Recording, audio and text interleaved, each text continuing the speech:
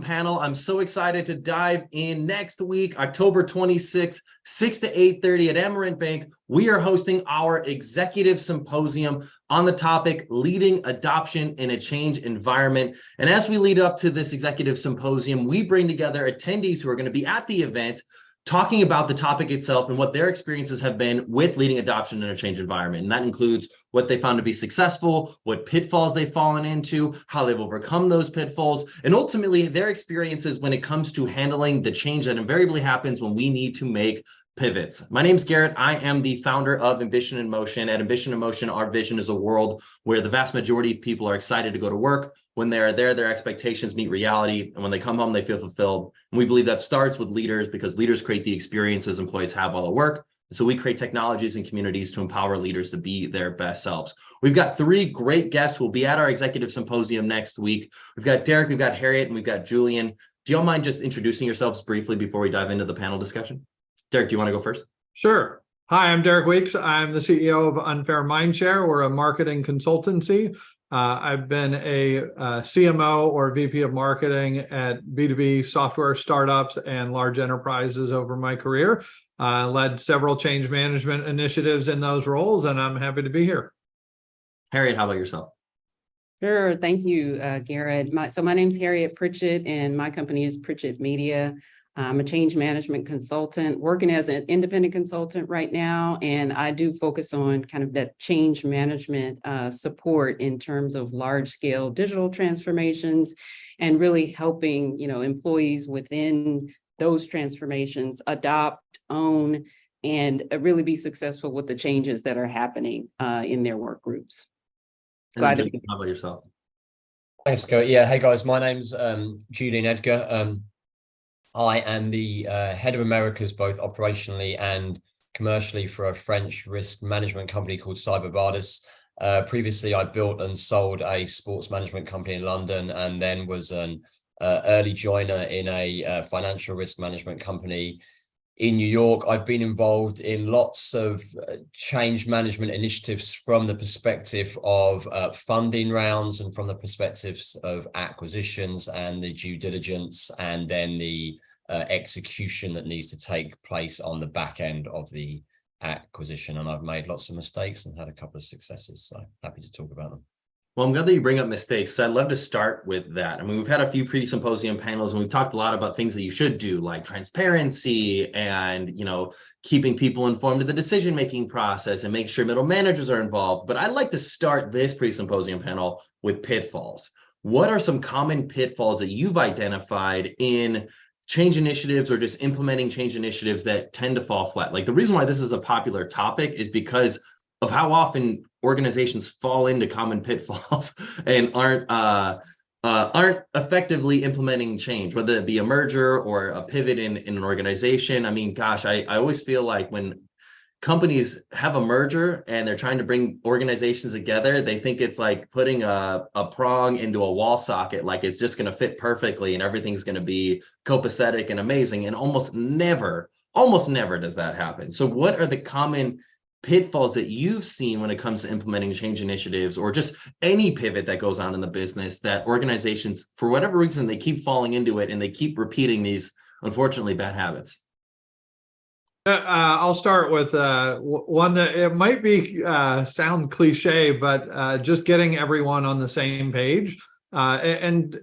Sometimes in a change going through an organization, you may have that change coming top down through the organization, or have a spirited leader in charge of a change that says, okay, here's where we are and this is where we're going. And Harriet, I want you in charge of that. And this is going to be exciting. And this is the future of the business. And you get excited. You kind of understand, okay, I know how to lead change. I'm going to gather my team. I'm going to make the plan. I'm going to start executing on that. But it doesn't necessarily mean that the enthusiasm shared by that leader, suggesting the change or driving the change, has gotten everyone in terms of your peer groups involved or excited about that. So while you can be kind of blazing a trail of change, within the organization, you may find resistance around the organization from others that maybe don't share that same enthusiasm, weren't as on board at the beginning of the change happening as you might have expected. And that may cause you to, backtrack a little or have to do a little more work in terms of encouraging, engaging, or communicating with your peers across the organization. Yeah. If I could, Garrett, I want to link to what Derek is saying, because he's talking about the change leaders, which is a big one for me that sticks out. And it's that, you might have that engagement, and you might have that support and sponsorship from the change leader. But a lot of times what I find is sometimes leaders, they delegate and they, assign teams this responsibility to go and manage the change, but they don't necessarily understand their role in the life cycle of the change that's happening.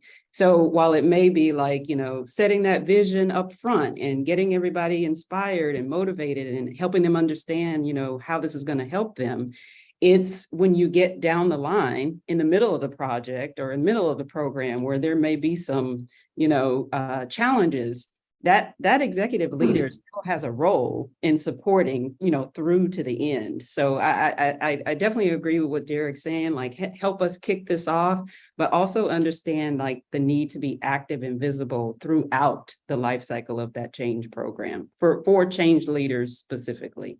Yeah, the change leader's role is not just kick off and delegate, but you really need that support throughout the entire process, and bringing people into the fold that may, for whatever reasons, be resistant to that or uninformed of exactly what's going on and why.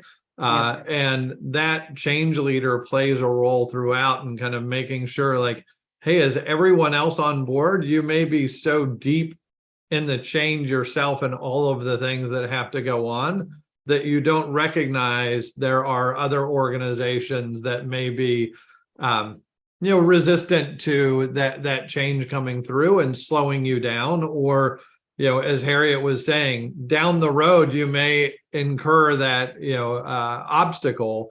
And the change leaders can really play a role in looking forward, maybe more than you can in your role, and trying to alleviate those obstacles ahead of you. Yeah. Yep. So if I could just quickly jump in.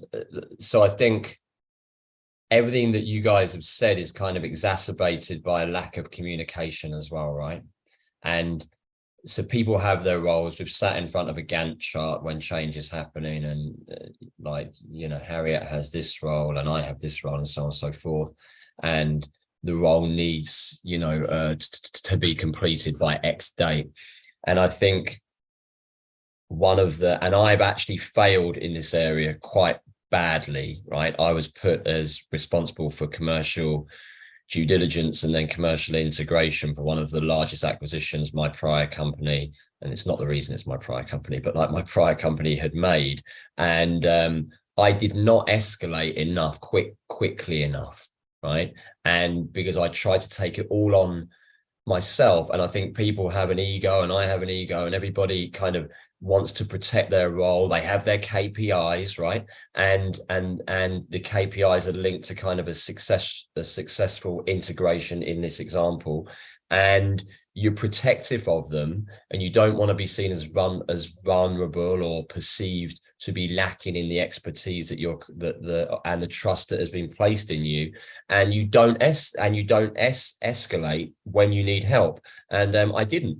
And ultimately, I kind of got, found out, for want of a better word, right? And I mean, it wasn't that I was intentionally being covert. I was just thinking, well, I can do this. And I couldn't, it was too much. So I think that kind of lack of communication and, the ability to put your hand up and just say, hey, like, I kind of need help here. I think I'm struggling here. I think right now, this piece of my role is subpar. So I think it's important to escalate when needed. And that kind of comes from effective communication. Julian, you bring up a really great point here. I appreciate your vulnerability and willingness to share in that story, because I think it's really powerful and it illuminates a really big challenge. So one thing I brought up before in past pre-symposium panels is this notion that whenever we want to have a change initiative, we'll typically have a leader, kind of to Derek's point, that says, huzzah, I've had a vision, we're going to work in this direction now. Everybody move on and prosper. And everybody on the team, because they respect their CEO, is like, yeah, we're on board. And then they go back like, wait, what did he just say? Are we doing that? Are we changing the way we're doing things? I didn't actually fully understand that, but I didn't feel comfortable asking questions. And or you'll have the other people that'll say like, yes, I'm in. And then they're like, we are not in. Team, we are not changing anything in the way that we're doing. And so I've highlighted that before in the past. But Julian, what you highlight is probably one of the most prevalent things, is this superhero cape mentality, where we as team members get a decree from our leader that says, hey, we're going to move in this direction, we're going to make this pivot, we're going to make this merger, we're going to make this acquisition, whatever it may be. You are in charge of this, let's make it happen.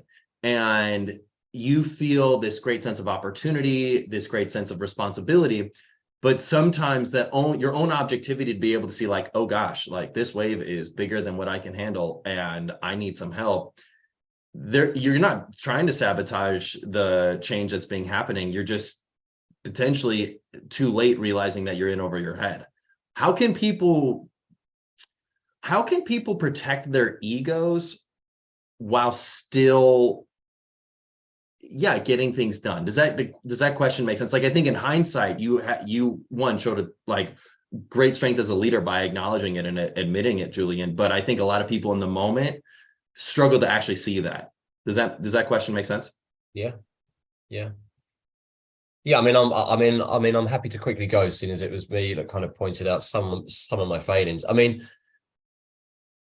so it's a little cliche, but I think people say there's no stupid questions, right? And when I say it, I'm kind of like, well, there could be a couple in here, but like I'll say there's not, because it's a nice, kind thing that people say, right? But I think also that like, as you like so I'm now finding that I'm a bit older than most of the people in the room, right? And I think having the confidence and the sense of security within yourself, right, to bring these things up early and to communicate is very important, right? Younger people, and I know I was the same, right? I didn't have that confidence, and even a few years ago. So I think it's important that we like impart our experience in this area, right? And say, look, people do screw up, they make errors, right? And that's fine, it's good. We learn more from them, right, than from our successes. So I think to kind of wrap up my response a bit more quickly than last time, I think like communication and having a psychologically safe environment, having a culture whereby, and I think leaders need to there's some things that are worth saying more than once, right? And this is worth saying more than once in your team meetings and so on and so forth. Like, if you've got problems, come to us. Like, we want to be here for you. We are here for you. Like, I am a representative of you. I'm working for you, right? And I think encouraging people to kind of communicate early and clearly is important in trying to get over those mistakes that can be made. Yeah. I think just echoing what Julian said, if you're a leader that's always projecting 100% confidence and everything that we're doing is right, and it's all good news, then you don't really create that environment, that safe environment for your team to come and deliver bad news at some point. It's almost like the culture here is all good news and rah-rah and cheerleading. Like, I can't be the Debbie Downer in the meeting that comes and delivers this bad news in ways that I've found creating that environment where it's okay to talk about things that aren't working, but you can also do things like, hey, here are 2 things that are keeping me up at night. It doesn't say I failed at doing that. It does say I'm worried about something. It says I'm trying to figure it out.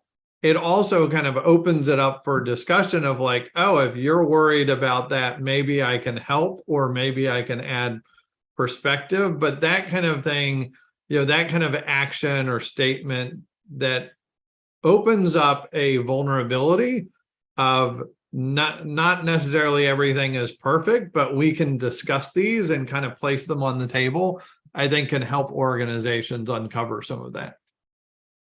Yeah, and I'm thinking about along the lines of the psychological safety. That's so very important. And, Julian, you were saying that it can be a little bit cliche, but I think what leaders need to be able to do is find tangible ways to demonstrate that they mean that. When we say we want to have a healthy culture, when we say we want psychological safety, we say, listen, it's okay to fail fast. You hear that, but people are still a little bit, hesitant about, well, let me go try this idea that I don't know if it's going to work, but it's okay in this environment. I mean, we need tangible ways to kind of demonstrate that. And even, things like, whether it's programs or, just, kind of modeling it from the leader, but being able to acknowledge people, recognize people like, listen, you dared to try. Yet it was a huge misstep, or, now we're back at square one, but we're going to acknowledge you because we say that's a part of our culture. And, I think that having those tangible ways is an important way to reinforce that. I like it. Y'all keep bringing up this topic that I always find fascinating, but it's this notion of what I've heard someone say before in a previous pre-symposium panel, which is called leadership happy talk, of when this propensity for leaders, because they don't trust their team, because they're not comfortable with being transparent about what's going on, because they need to feign like everything is great and rose colored, that they just give their team leadership happy talk. And that's toxic. It's not helpful. But I think another factor another factor that's within a leader's control, but I think a lot of times often leaders overlook, is the power imbalance within an organizational hierarchy. Whether we like it or not, we respect authority. Like, objectivity diminishes the higher we go in any organizational hierarchy. Like, if you're the CEO, the people who report to you, even if there are challenging things going on, if they don't feel comfortable in front of you, or even if they're neutral to you, they're not going to tell you exactly how it is, because they know you could fire them. And so how do we as leaders sift through the BS so then we can actually get down to the heart of like, oh my gosh, this pivot that we're making, or this new initiative is not being well received by the team, or this new anything that we're making a change on isn't working the way we want it to. How do we go about listening for the signs? Does that question make sense when I ask that, when I say listening for the signs? Because it's not going to like glare at you in your face. It's going to be more subtle, because people don't want to ruffle the feathers, because they know it's your vision for making that change in the first place. Yeah. Personally, I don't think there's a silver bullet to that. I think those angles come from all different directions. It can come through things like weekly reports that I have my team engage in.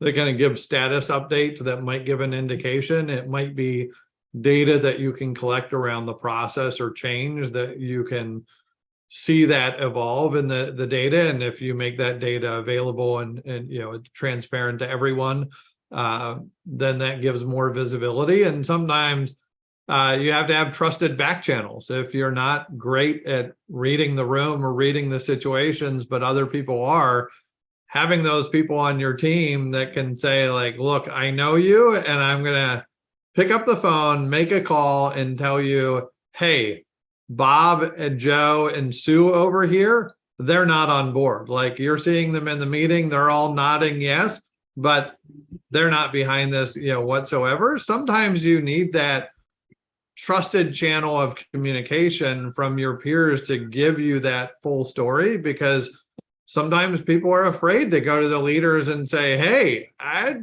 disagree with this change that you're making, or I'm not fully on board. And you get this passive aggressive behavior in an organization. So there are lots of different, I think you need to look for lots of different ways to get feedback and enable feedback in the organization so that the team as a whole can successfully drive through the change.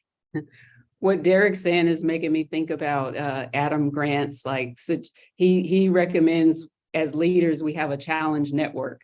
And that's somebody, someone or a group of people that will come to me, come to Harriet and say, you know what, that sucks. That's not a good idea. What you did was not right. So, I have a couple people in my challenge network, but always looking to kind of build that up. So it's a good point. Like, you have to have people who are willing to be honest and give you that, candid feedback. I think that's so important in this situation.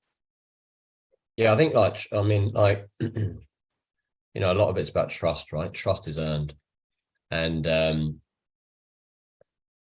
the reason why it's tough in change management sometimes from like an acquisition and a merger perspective is that the trust isn't earned yet, right? Because you put in a bunch of new people in the same room and you have secondary trust that's earned, but you don't kind of have it from a primary perspective. So I think the challenge network's a great idea. I've never heard of it, right? Because I haven't been, but I think that's great. And I think you can avoid less of this happy ear mentality if you have trust. There's a brilliant podcast called the High Performance Podcast, and it looks at like elite sport teams and how the captains have behaved in a different way from their predecessors. It's a British one, but that's purely from example, and it's not all guests from the UK, it's guests from around the globe, but they talk about performance being really important and how if you have a kind of high performance culture, the happiest culture tends to kind of go down at the same time because the trust is there. And they talk about like the rugby teams like the New Zealand All Blacks and stuff like that. Like, it's a fascinating weekly hour if you're interested.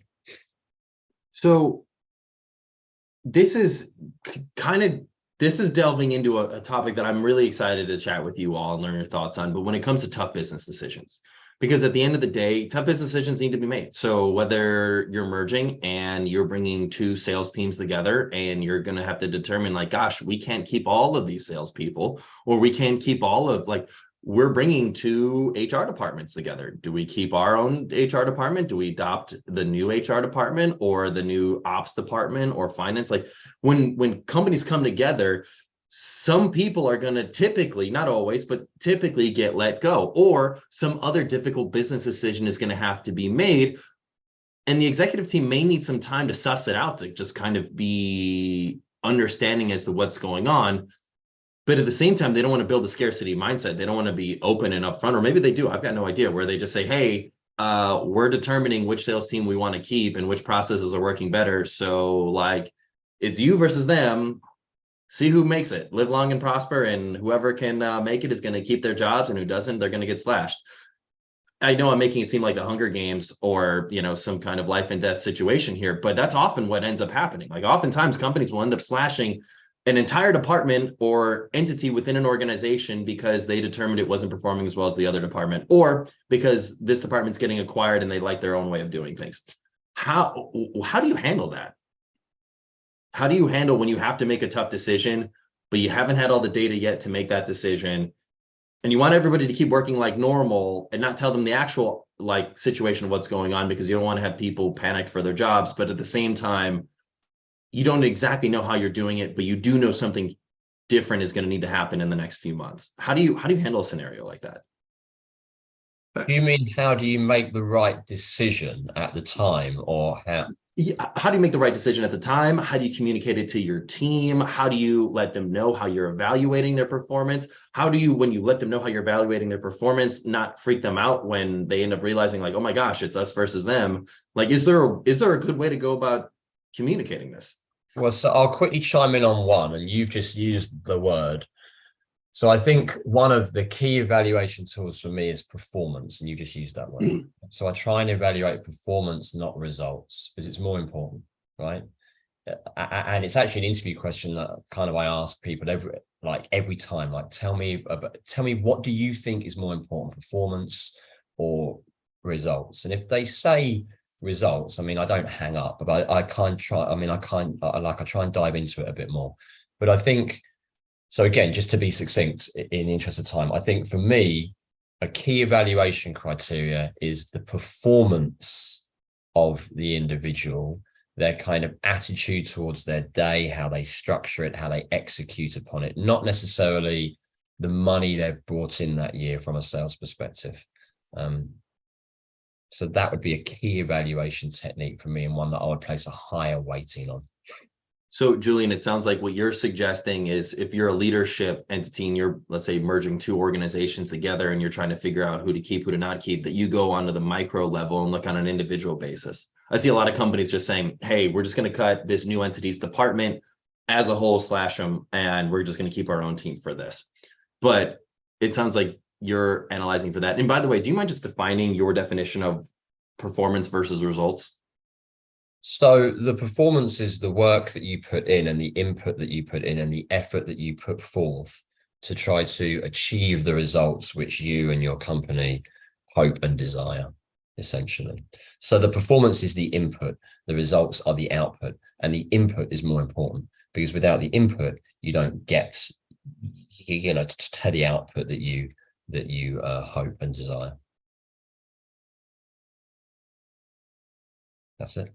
Derek, Harriet, what are your thoughts on that question I was asking before about how do we go about communicating and just keeping everybody on the same page, letting them know how we're evaluating? How do we go about evaluating? Like, what are your thoughts on the most effective way to do this from an executive team?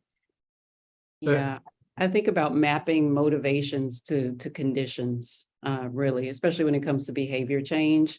And for me, I go back to that leadership aspect of setting that vision up front. And maybe it's like a mission that everybody's very, very passionate about. And they're rallied around like common goals. And so if there is news that it's going to impact people perhaps in a negative way, or it's different from expectations, if everybody understands what that broader vision is, like the direction, like what's on the horizon for us, and it's something that they've already bought into, I think it's more palatable, in terms of making those decisions that, could potentially have that negative outcome. So for me, it's just about setting that up front, like, what are we here for? What are we trying to achieve? What's your role in it? How do you help? And that, for lack of a better way to say this, softens the blow when you do get to those tough times and have to make those tough kinds of decisions. Like, that's where I'm thinking about it right now. We do some role play. I'd actually be curious to learn like what that sounds like. So imagine you're the CEO. Julie and I are two directors of sales for these two entities that are now coming together. And you can only keep some of our team or maybe one of our departments. Some people are going to not be here over the next 3 months. Some people are. How would you go about communicating to, let's say, Julian and I, who we're now in our meeting, a direct report meeting with you, to let us know how this is all shaken out and how we're being evaluated? Would you be open to doing that? Nervous. Well, that's a tough hot seat. I'm putting you on the spot. I'm sorry.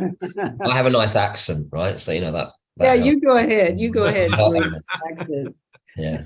We'll do anything. We'll do anything for someone with a good accent. Yeah. Well, I mean, I guess, Harry, would you be open to just like, I don't know, just illuminating us and those who are watching with like, what does that look like? What does that conversation look like on a high level? It doesn't have to be perfect. I'm not saying quote it in a book or something like that. I'm curious. Yeah, I mean, I think I don't know if I can role play it, but for me in my mind, what I'm seeing is someone who is an inspirational leader, who is consistent in their messaging, and who reminds people, like, remember, this is why we're here. So understand, pointing back to the vision that we've all bought into, and this is the direction we're going. This is what we're trying to achieve. And these are the steps that we have to take to get there. Like that to me is what that looks like. I don't know. Derek, why don't you lead the conversation? I'm definitely not going to jump into the role play seat like you. I'll avoid that for this time. But I think you're right in terms of, if you say we're an organization that's going after $100 million, $1 billion revenue goal, and these are the targets, this is the target for the business. This is the timeline for the business. These are some of the constraints that we have under the business. And as Harriett said, the inspirational leader that delivers that message in the situation and the goals that you're going after. Because you have to remember, in that kind of situation, there are two sides of the room. there may be the part of the room that won't continue on the journey with everyone else because fiscally you can't do that. There has to be a change in that organization. It may be more than a fiscal decision. But you also have the part of the room that's going to be there continuing on the journey for you. So you can't try and you can't play to just one side of the room, like knowing this side of the room is not going to continue on the journey.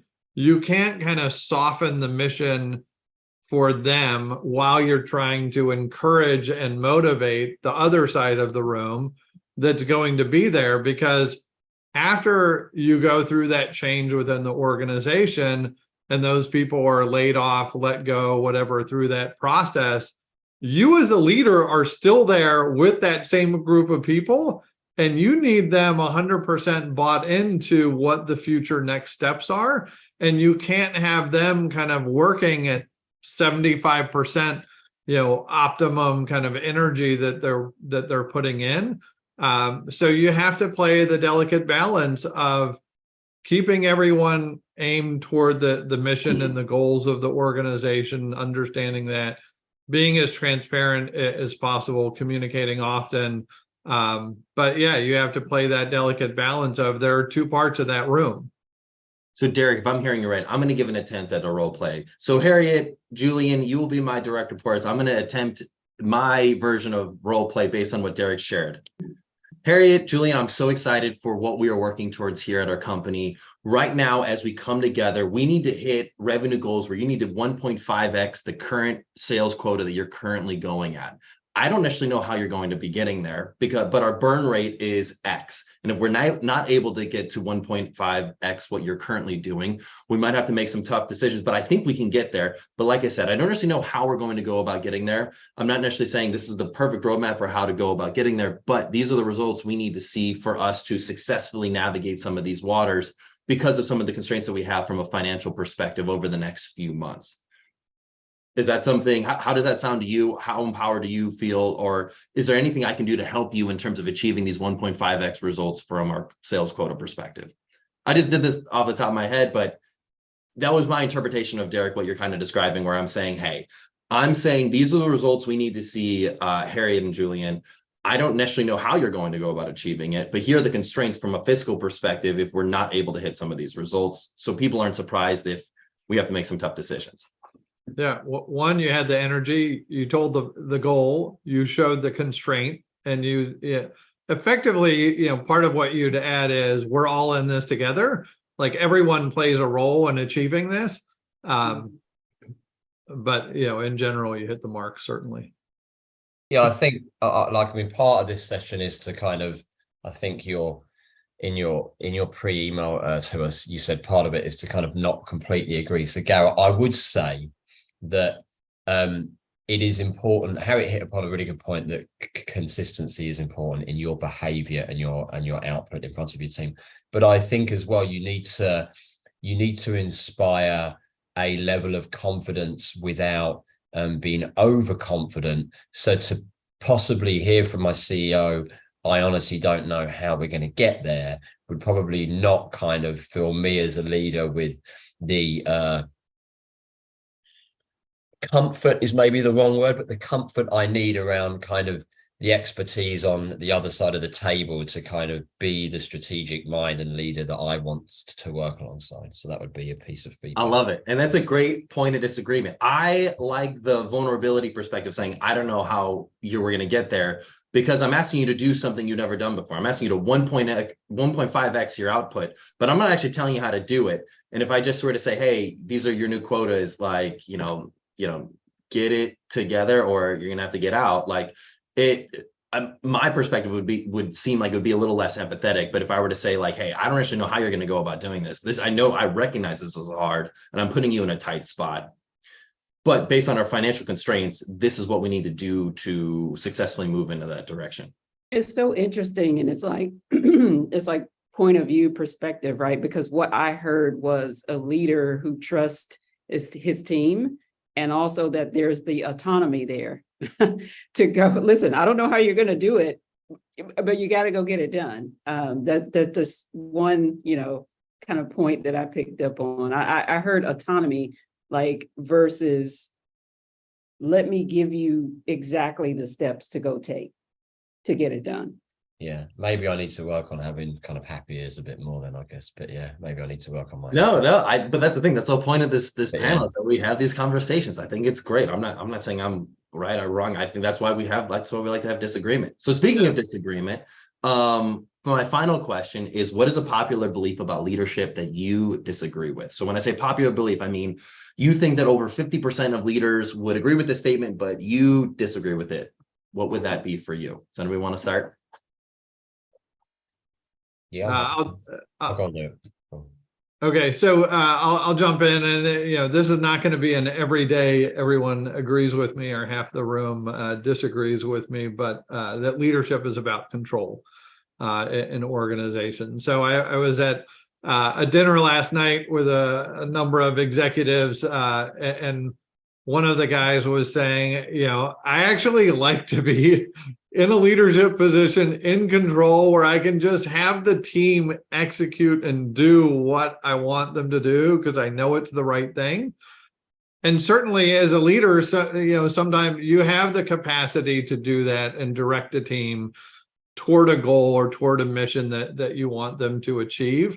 But it's certainly, that is not 100% of the job, and not 100% of the time, because leadership is about providing the right guardrails for the organization of it kind of what you were saying before. I don't know exactly how you're going to get there, but here are the guardrails or constraints that we have to work in.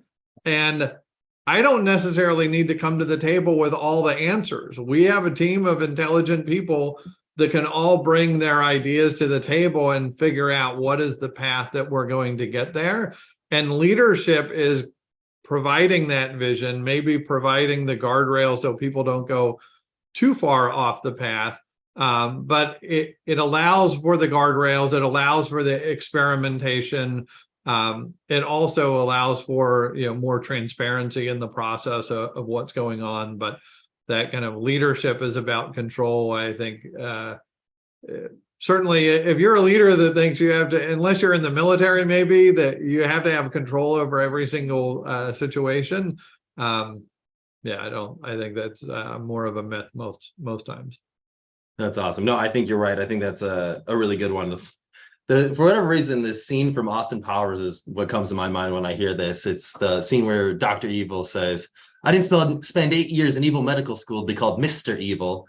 The point is that by this notion of leadership is about people being in control, that assumes they know everything, and I need robots and automatons to just do everything what I say. I'm just pulling levers over here because I know what levers need to be pulled, and I don't, trust my people to get it done.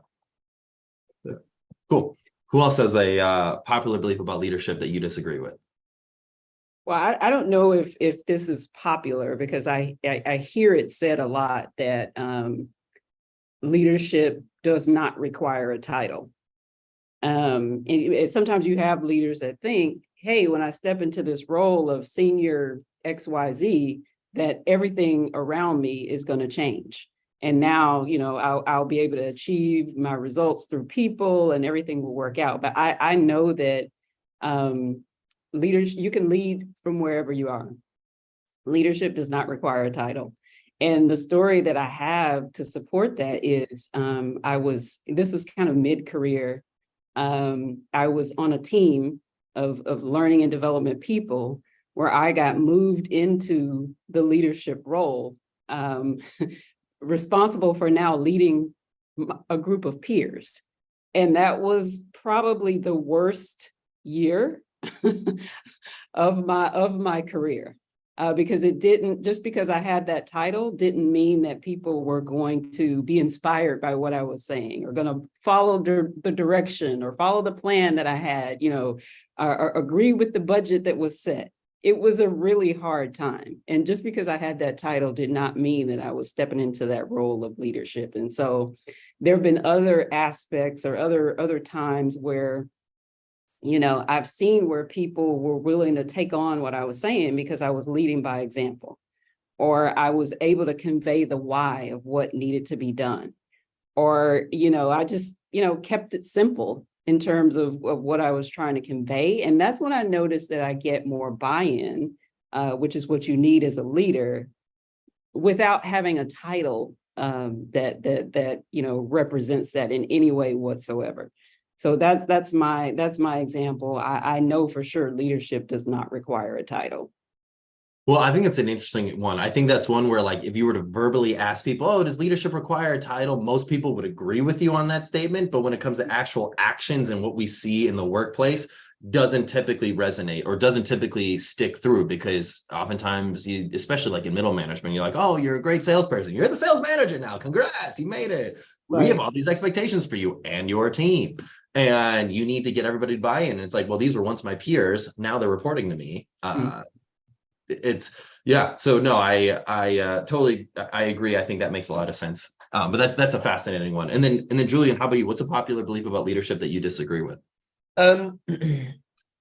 Yeah, I think we've kind of, over the course of the 40 minutes or so, we've gone through a lot of them really, but I think one that I haven't spoken of, I think a common misconception for me, particularly from a commercial perspective, right, is that you have to constantly be showing achievement, right? And what I mean by that is a mentor. So there's a few things that kind of stay in our heads as we go through our life, right? And a mentor once told me that we often overestimate what we can do in the next 3 months and underestimate what we can achieve in the next 3 years. And that's really kind of stuck in my head. Right. And I think like a lot of leaders need to feel that they're showing results every single week. And obviously, I'm not kind of on cloud nine. Like, I mean, you have quarterly targets, you have funding, you have investors, you have to prove that you are making progress. But I think it's important as well that leaders kind of heed that advice that someone gave me and look at the longer picture. And I think a common misconception, therefore, is that the next quarter is always the most important quarter. And yes, I mean, I get that you have to show results and you have a target, and the target is there for a reason. But yeah, I think often we do overestimate kind of what we can do in the short term and underestimate what we can achieve as a collective in the longer term.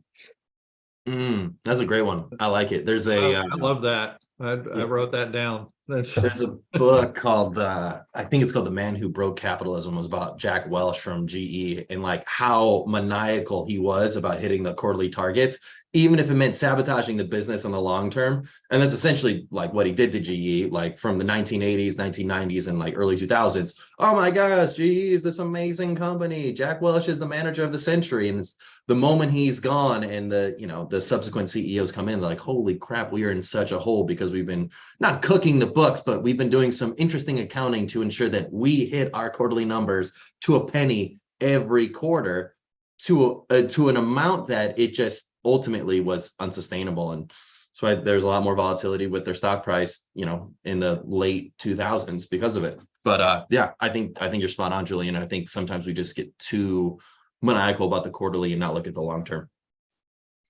Well, this is a great pre-symposium panel. Thanks for being here, Derek, Harry, and Julian. This was a fantastic conversation. If you're watching this and you want to meet these three great leaders, come to our Executive Symposium next Thursday, October 26th at Emerald Bank from 6 to 8:30. We're going to be talking about leading adoption in a change environment. I'll post the link to RSVP in the chat. Thanks for being here, everybody. Have a good rest of your day. Thanks for having us. See you guys.